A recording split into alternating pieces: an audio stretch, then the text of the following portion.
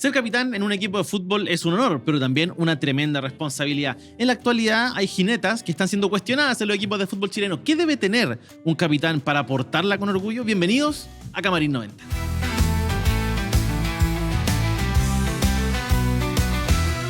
Fuertes aplausos para Camarín 90. Ahora sí, empezamos.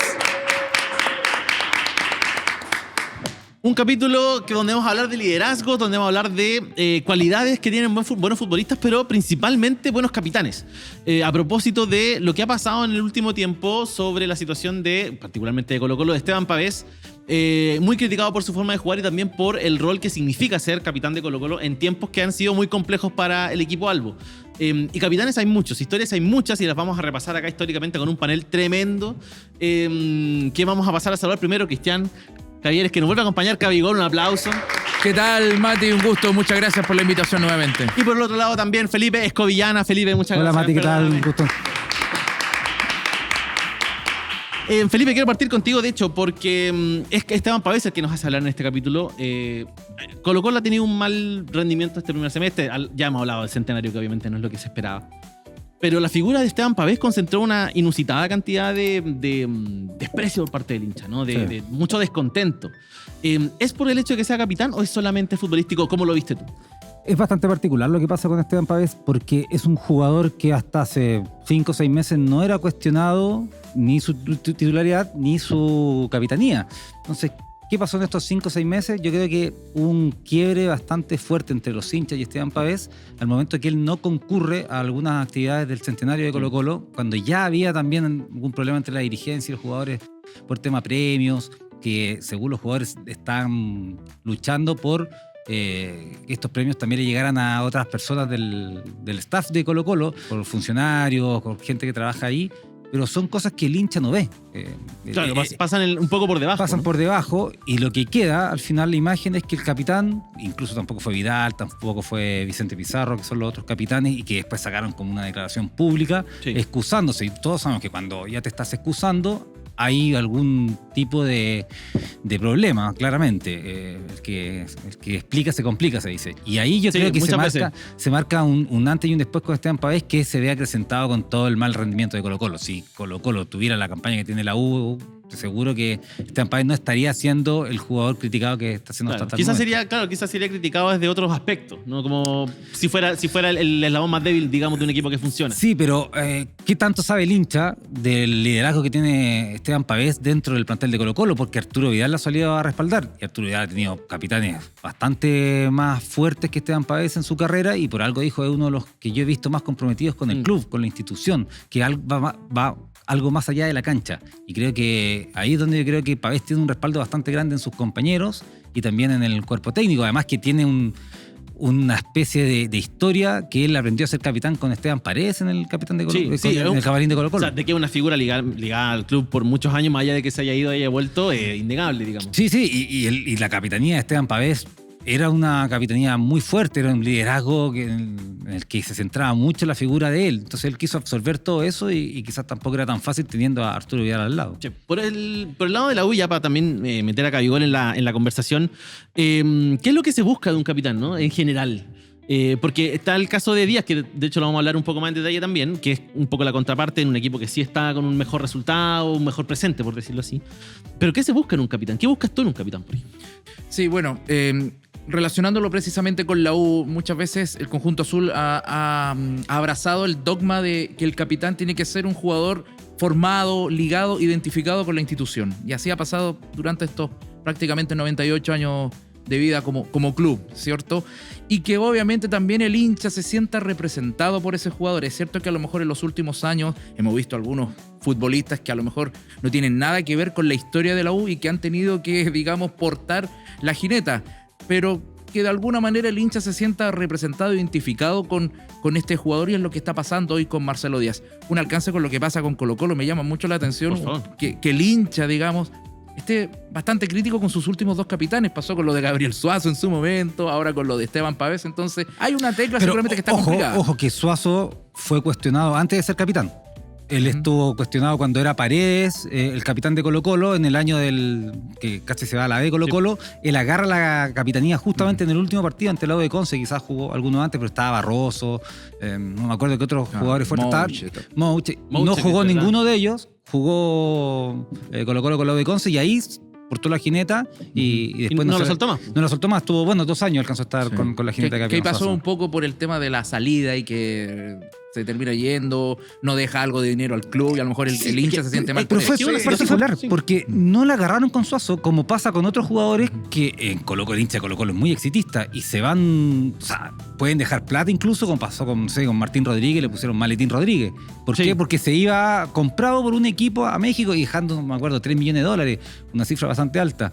Pero con Gabriel Suazo se fue, no dejó ni uno, como pasó, por ejemplo, con Gonzalo Tapia con Católica, que sí, un gesto, le dejó $1 millón al club. Él se fue, pero siguió quedando Queda una mala proyectando imagen, como queda una sensación extraña. Sí, pero el Lynch no la agarró con Suazo. Claro. Se fue Hay sin dejar un peso. caso y caso. Hay caso y caso, exacto. Sí.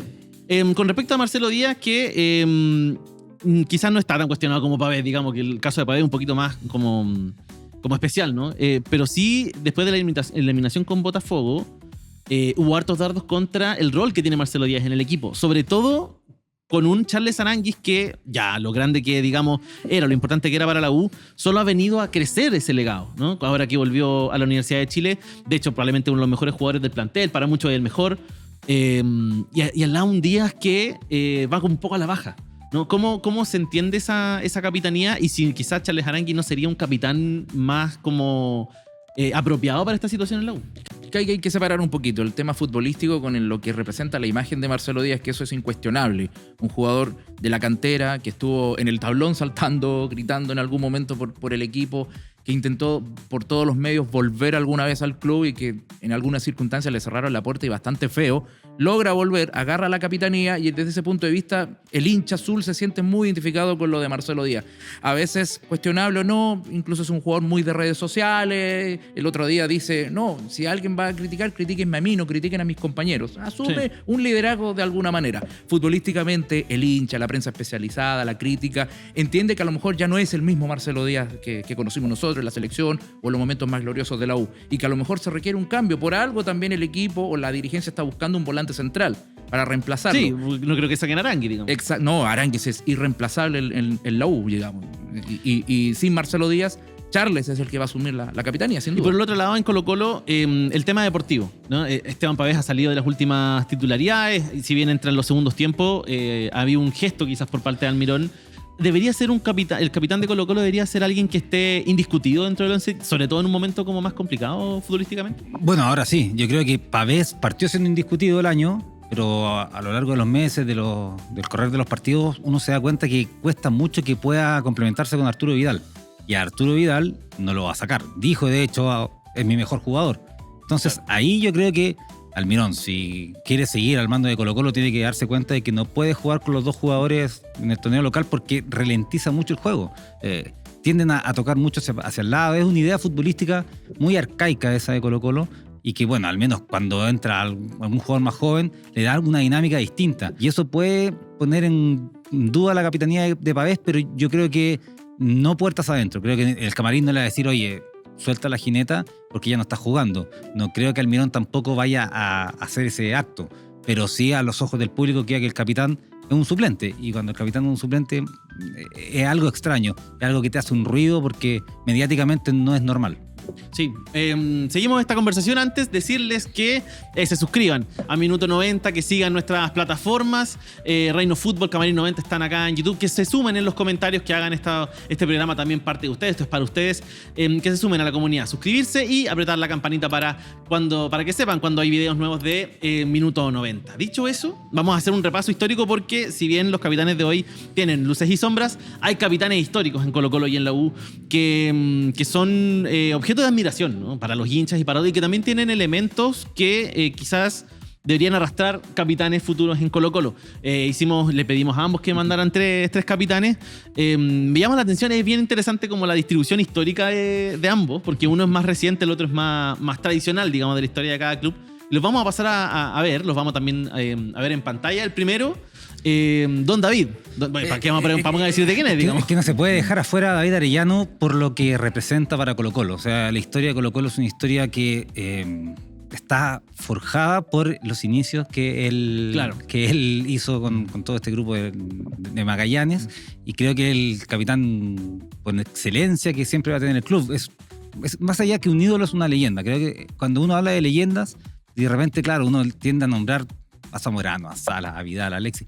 Creo que leyenda, y sobre todo para esta época contemporánea, es alguien como David Arellano, que tiene una historia que yo creo que muy pocos clubes del mundo pueden contar. Sí, que particularmente Colo-Colo, el surgimiento de Colo-Colo está muy vinculado a una sola persona, o a la figura individual, en este caso de David. Y de la rebeldía que significó salir de un grupo, de la comodidad en la que estaba, entre comillas. Por algo se quiso salir, no estaba tan cómodo, pero pudo haber continuado ahí en Magallanes, marcando el paso, y dijo, no, armemos algo nuevo. Se puso la jineta y organizó giras al exterior, o sea, y en los años de 1900. Claro, estamos hablando del año 20. Entonces, eso te da un valor que un capitán, yo creo, te muestra el camino que hay que seguir, que es un liderazgo claro, porque lo siguieron. Y cuando al líder lo sigue el resto de los compañeros, en este caso, yo creo que hay mucho para poder ascender. Pero esa es la época, disculpa Mati, que jugó en la casa de estudio, ¿no? No, no es la época que se refiere a Felipe. Ah, ya. Bueno, pero está bien, también. Bueno, hay muchos casos. De hecho, también iba a preguntar al final sobre casos, ¿no?, de jugadores que cruzaron la vereda y también terminaron portando la jineta. Bueno, hoy día mismo Saldivia. Saldivia. Adorado por los hinchas de la Universidad de Chile después de que rayaron el CDA. Se ganó el respeto. Sí, era como si llega a Saldivia algo, no me acuerdo. No, quemamos el CDA. Quemamos el CDA. Y hoy día es un jugador que por lo que hace en la cancha se ganó ese respeto del hincha de la U. De hecho, para salir del tema al tiro, como tú mencionaste la identificación del club con el caso de Marcelo Díaz, ¿cómo, por ejemplo, te cae el tema Saldivia? Es que él, como dice Felipe, se lo ganó en cancha, es cierto, la U, Matías Saldivia llega en un momento en que la U necesitaba renacer de alguna manera. Había muchos elementos, pero necesitaban líderes. Y en esa primera instancia, con el mismo Lea Fernández de alguna manera, llega Saldivia, llega Christopher Toselli, que también es un futuro vinculado con un otro pasado, club, claro, un pasado cruzado, ¿cierto? Pero bueno, le sirvieron mucho a estos jugadores con trayectoria, con experiencia, a un plantel que se estaba formando, digamos, y por eso es la trascendencia hasta el día de hoy. No olvidemos que el capitán actual de la U también de alguna manera lo elige el plantel mismo. Primer, segundo, tercer capitán. Entonces Saldivia, antes de Arangui, era el segundo. Se lo ganó en cancha con rendimiento, con profesionalismo. La gente, digamos, ya dado esto que pasó con su llegada, y bueno, y yo lo dije la otra vez cuando ustedes me invitaron, él lo dijo, la vida es más linda en colores. Sí, no, y cruzar la vereda después de haber estado en Colo-Colo, que es un club pesado, la U también lo es, pero Colo-Colo sabemos lo que representa a nivel de Chile. Bueno, te da una espalda para que si triunfas en la U, te van a respetar y te van a ganar la jineta. O sea, claro, Saldivia hoy día todavía está medio enemistado, pero cuando quizá se acabe todo su ciclo en Chile, se va a recordar como una figura transversal para ambos clubes. Como periodista, claro, sí, lo hizo bien en Colo-Colo y lo hizo bien en la U. Sí. Obviamente que los hinchas de Colo-Colo lo van a tener mal para toda la vida, y los de la U ya lo cogieron como algo propio. Sí. Seguimos con el listado, pequeño el paréntesis, pero tocaba uno de la U, también uno más antiguo, de esos que están pintados en la revista Estadio, ¿no? Braulio Musso. Braulio Musso, sí. Braulio Musso, lo vamos a ver en un segundo en las imágenes, pero Braulio Musso, ahí está. Ahí está, sí. Un tipo que yo creo que si en esa época hubiese existido los jefes de prensa, también la hubiese laburado como tal. Hizo de todo en la Universidad de Chile, jugó en todos los puestos, además emblemático porque durante muchos años, en la época gloriosa del Ballet Azul, fue el gran capitán. Seleccionado para la Copa del Mundo del 62, un jugador muy importante. Todavía está ahí presente también en la memoria, presente también entre nosotros el gran Braulio Musso, un capitán también de tomo y lomo. Le tocó compartir en su momento también la capitanía con Sergio Navarro en la U, pero trasciende un Braulio Musso que, como te digo, más allá de su calidad futbolística, un hombre azul y que ocupó todos los puestos, literalmente todos los puestos. Se recuerda mucho a Campos y a Sánchez en el Valle Azul, pero ¿sientes que la figura de Musso quizás debería subir un poco respecto a lo que fue el histórico equipo? Digamos que Sánchez y Campos son quizás por una cosa también de que se recuerda más al goleador, se recuerda más a la figura ofensiva, pero Musso está, ¿no?, dentro de los importantes del ballet. Él, Braulio Musso, lo mismo Rubén Marcos, yo siento que son jugadores que también deberían tener un lugar más preponderante en la historia de la U. Bien tú marcas que nos quedamos con el centro de Leonel y el cabezazo de Carlos Campos, pero lo de Braulio Musso también es muy, muy trascendente para la historia azul. Seguimos avanzando, volvemos a Colo-Colo y esta vez el ahora segundo goleador histórico de la primera división, Chamaco Valdés, que marca otra época, ¿no? En la época de los 70, y que también es un líder nato dentro de esa década, sobre todo en Colo-Colo. O sea, comandó al equipo que para muchos es, hasta que yo creo la época ahora del 91, de la U del 2011, era el mejor equipo de Chile de la historia. Colo peleaba con el Valle Azul, con la diferencia que Colo-Colo llegó a la final de la Copa Libertadores, Claro. que el Colo-Colo 73.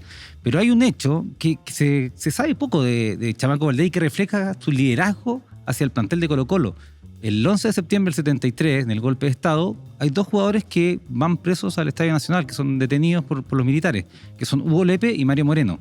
Y es Chamaco Valdés el que acude al Estadio Nacional a cerciorarse que esto fuera cierto, y al verlos ahí pide sacarlos y se los lleva. Una historia contada por el sindicato de futbolistas, porque creo que uno de ellos 2 o los 2 después pertenecieron al sindicato de futbolistas. Entonces eso te refleja, en una etapa demasiado dura del país, las agallas que tiene él y el liderazgo que tuvo que haber tenido para poder ir al Estadio Nacional a ver a sus compañeros y sacarlos para que pudieran seguir jugando en Colo-Colo. Es un tema a propósito de lo que toca Felipe, el vínculo como de los futbolistas fuera de la cancha, ¿no? Como es un momento muy álgido para el país el tema del 1973, la dictadura que viene después y todo.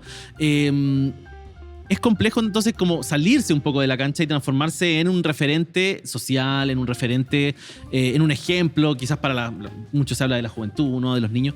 ¿Un capitán debería hacer también eso en la Universidad de Chile o en Colo-Colo, en un equipo que sea? ¿Cómo lo ven ustedes? Yo creo que el capitán tiene que ser un ejemplo para sus compañeros, para el Como cuerpo, intachable, digamos. Cuerpo técnico. Siempre tiene que ser un ejemplo, obviamente, para el público, porque son equipos que arrastran muchas masas. El fútbol es un movimiento social, pero los ejemplos tienen que estar en la casa. No podemos pedirle a Arturo Vidal que sea el ejemplo de los niños en un colegio si es que el papá no se hace cargo o la mamá tampoco.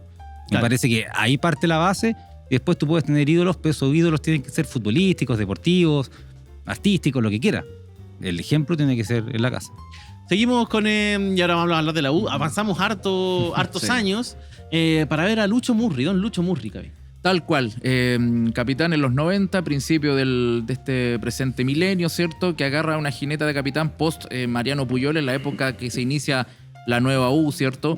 Pero que él también como futbolista le tocó vivir momentos difíciles. Él siendo un juvenil vive el descenso de la Universidad de Chile, logra también participar de lo que fue la capitanía en su momento de Roberto Reinero, y cuando parte Mariano Puyol, se va del equipo, él el año 94 asume esta capitanía enmarcada, ¿cierto?, por ser el jugador que levantó una copa luego de 25 años.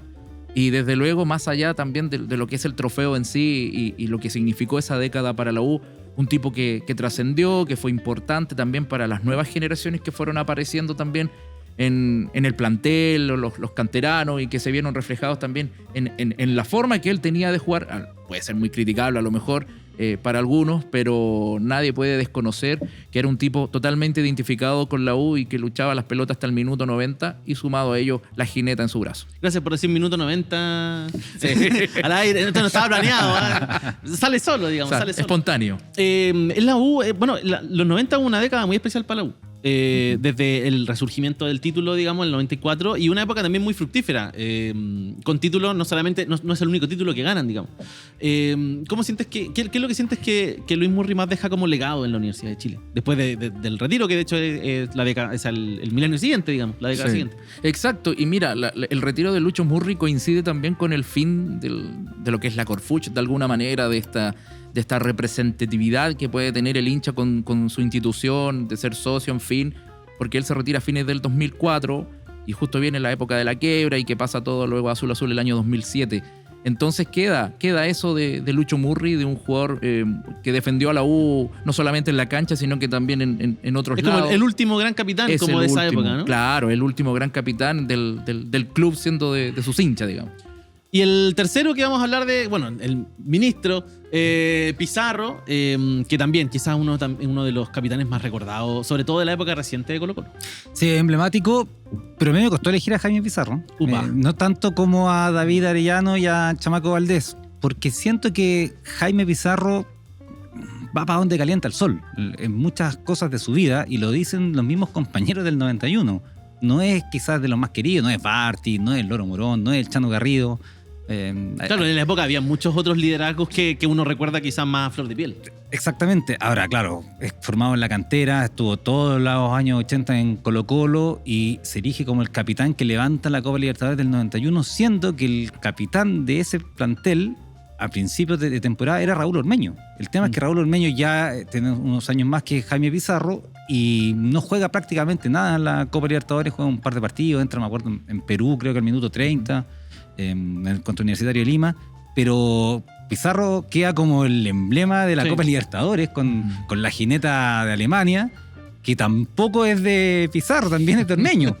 Entonces todas esas cosas me hicieron un poco dudar, pero al final el hincha de Colo-Colo reconoce mucho a Pizarro como el capitán de la Copa Libertadores del 91 y yo tengo que darle la venia también a lo que es la hinchada de Colo-Colo y también reconocerle que fue el entrenador de la quiebra y eso también, aunque no tenga nada que ver con la capitanía, te da algún proceso. O sea, el legado de Pizarro con el club es enorme, digamos, más allá de si haya portado la jineta o no. A mí me llama la atención porque vamos a hablar también del tercero de la U, pero antes de aquí elegiste estos tres, digamos, no, ninguno de los últimos 20 años.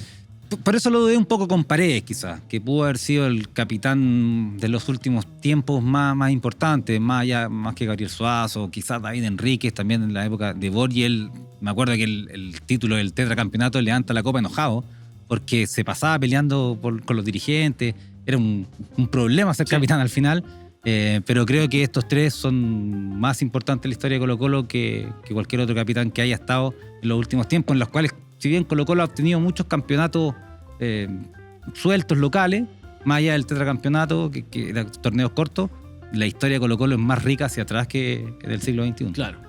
El que se eligió a alguien más contemporáneo... Redoble tambores. Cabigón. No podía faltar. Y esta figura, creo que esta figura da para mucho, tratando de ser objetivo con ambos, pero creo que la figura de Johnny Herrera es una figura igual controversial un poco. Porque de hecho te preguntaba el tema de hacia afuera, ¿no? Como el jugador hacia afuera. Y todos sabemos, bueno, Colo-Colo nunca se le ha dejado de recordar a la Universidad de Chile, que Johnny Herrera en su momento tuvo problemas de carácter judicial y que hasta hoy día son entre comillas, una mancha que arrastra al jugador. Pero que además es uno de los quizás uno de los jugadores más identificados con la Universidad de Chile, pero por lejos, digamos.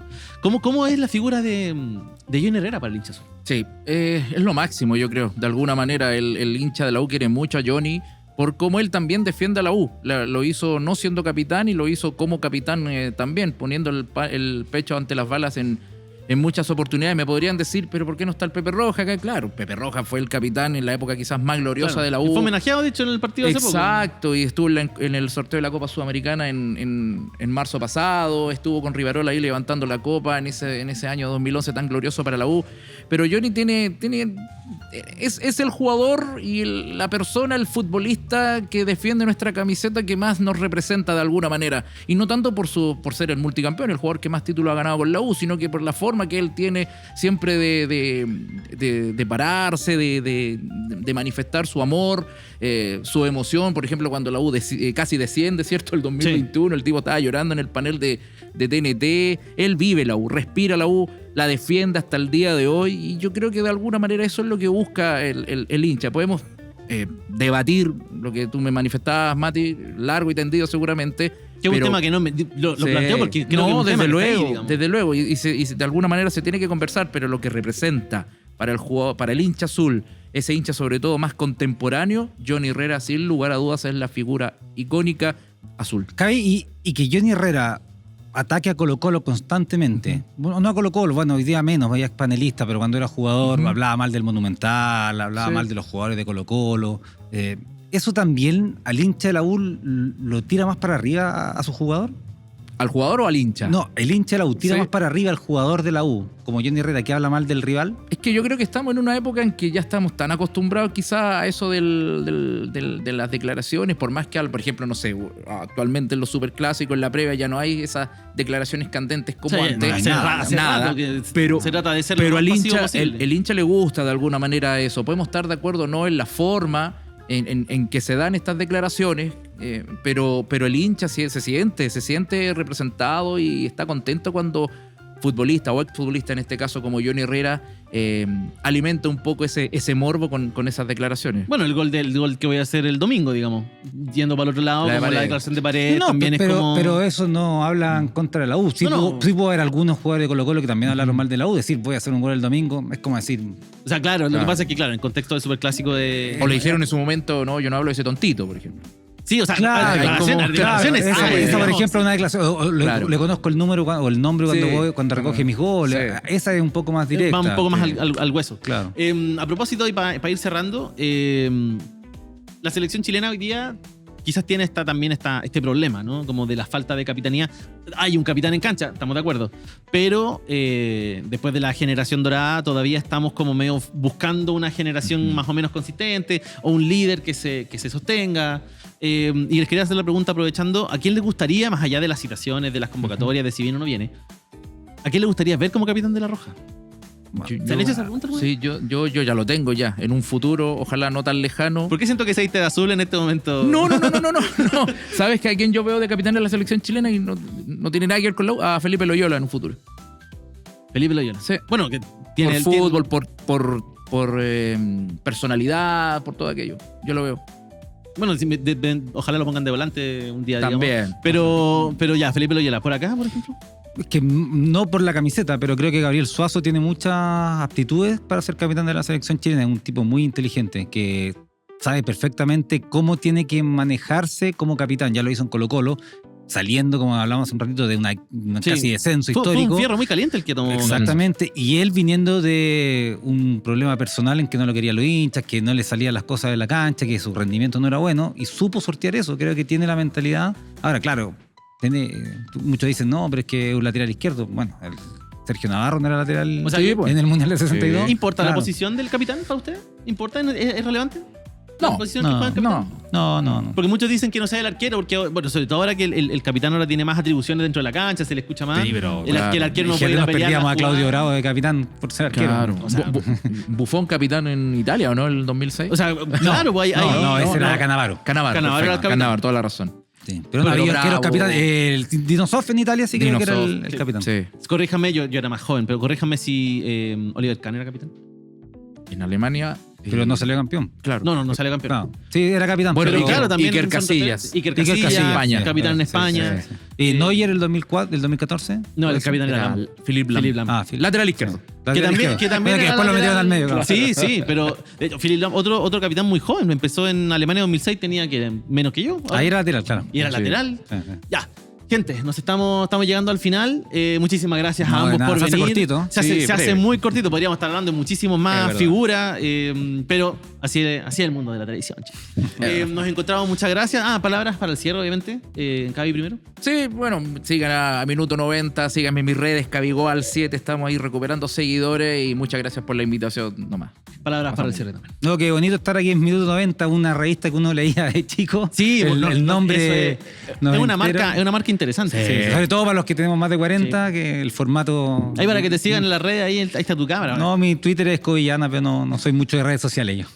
Está bien, está bien. Nosotros nos despedimos acá, dejamos el capítulo hasta acá. Nos encontramos la próxima semana. Muchísimas gracias por todo y ya saben, comenten, suscríbanse, no olviden poner la campanita y este programa es para ustedes. Comenten los capitanes que más les ha gustado. No tiene que ser del Colo-Colo de la U, puede ser de cualquiera de sus equipos nacionales, internacionales. El programa es suyo, chicos. Muchas gracias, chicos. Que estén muy bien. Buenas noches. Nos vemos. Chao, chao. Chao.